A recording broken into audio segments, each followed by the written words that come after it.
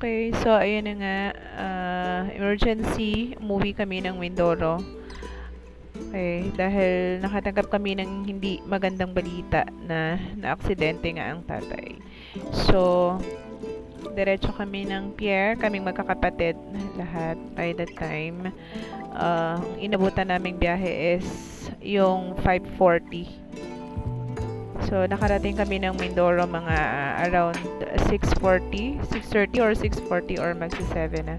So, nandito kami sa boarding gate ng sasakyan namin na Ocean Jet.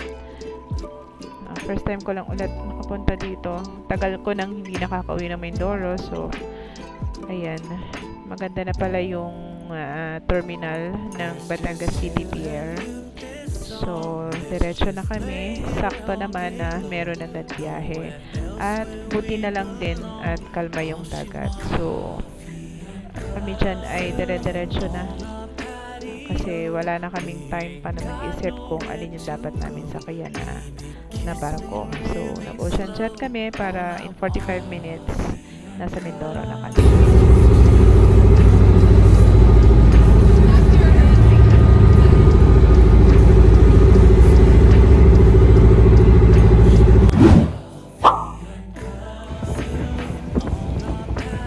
Eto na nga, dumating na kami dito sa hospital, kami magkakapatid, at eto na yung napungaran namin, ang tatay na aksidente. Dito kami sa Lunagoco Medical Center. So, that time ay dadalhin pa ang tatay sa operating room, pero hinintay muna namin ang inay. So, ito yung nakakaawang kalagayan ng kanyang paa. So, yung paa, yung left niya na paa, yung na aksidente kasi siya ay nahagip ng tricycle. Nakatigil siya. Nahagip siya ng tricycle. So, wala ako masyadong video sa loob ng hospital kasi bawal. So, ito yung nung pauwi na kami after more than 1 week. So, ito na. Umuwi na kami. At pinipray namin na sana ay magtuloy-tuloy yung paggaling niya. So, salamat sa mga pinsan ko na siya yung nag-provide sa amin ng sasakyan.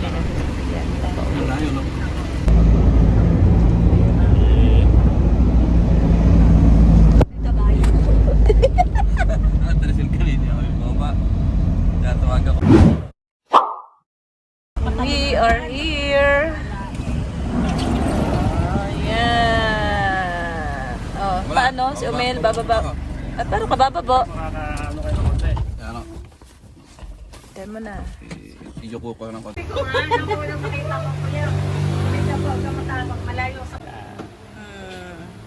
Yay!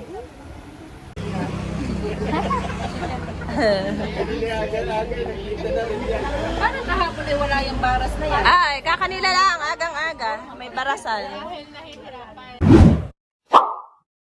Bakit niya? May ibig sabihin pininis? Hindi, piniturahan lang yata. Ayun din.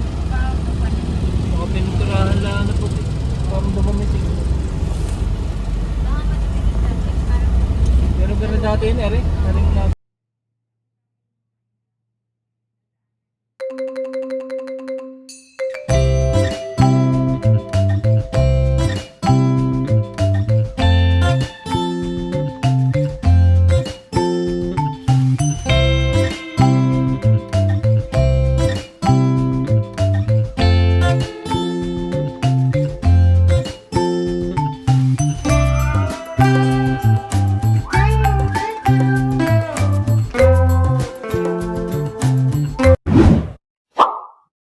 Ang na-scam na uncle. Ayos ka tatay. Masarap. Oh, pwede daw naman. Oh. Meron pa naman akong combo. Pagkakaunting-unting na may po. Ayan. O, tapos, ari naman ang liguan. O, di parang nasa salon.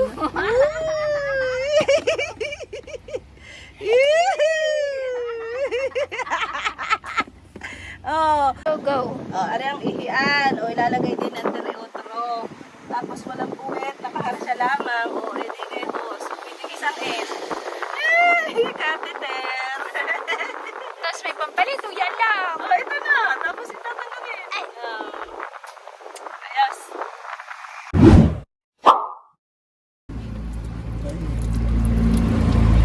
Okay na. Bili na yung ano. Towel na. Fresh pa. Para maluwag-luwag ka dyan. Oh, ang paa, madali lang isa. Statement of Assets, Liabilities, and Net Worth o SALN na labag umano sa Data Privacy Law. Ayan. At may pagtindig na. At nangangalay na dahil ang kanyang isang paa ay naloy-loy. Lumoy-loy na. Ay, nawala ng laman. Oh, yun. Oh, nagtatayo tayo at ng ilang minutes. Tapos nakabitin. Upo na uli. Tatama na. Eh, papagwapo pa. Hindi pa nga pala naliliguan.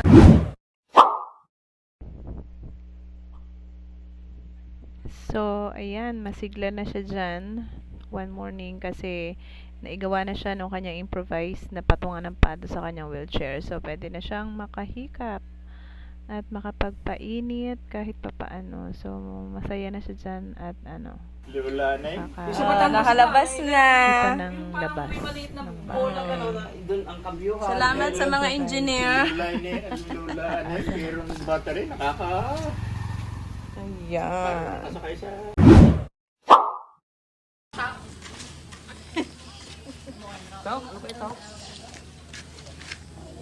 Hi, tatay.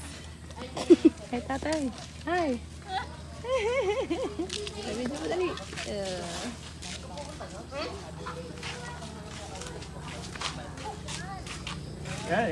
Baka ako nakagayan lang dyan. Napalabas lang yung aking...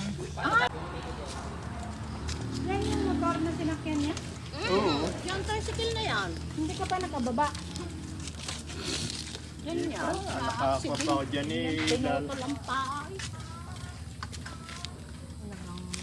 Aksidente. Kinukontra mo yata.